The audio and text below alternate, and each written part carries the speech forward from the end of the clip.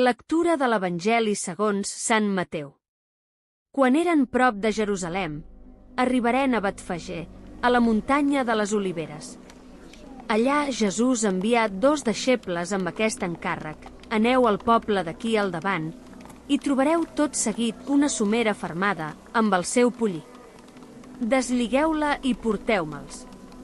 Si algú us deia res, responeu-li que el Senyor els ha de menester, però els tornarà de seguida.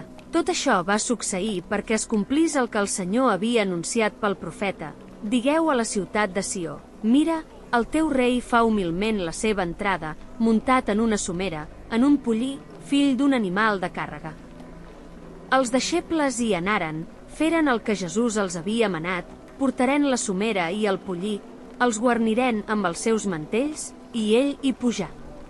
Molta gent entapissava el camí amb els seus mantells, altres tallaven branques dels arbres per encatifar el camí i la gent que anava al davant i que el seguia cridava: Hosanna al fill de David.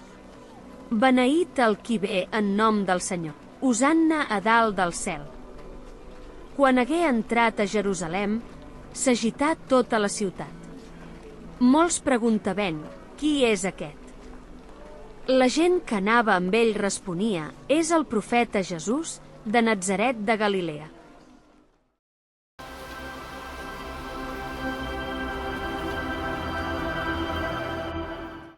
Aquest relat mostra un contrast fort. Jesús és aclamat com a rei, però entra amb humilitat. No busca imposar-se, sinó ser acollit. L'entrada a Jerusalem és plena d'esperança, però també anuncia la creu.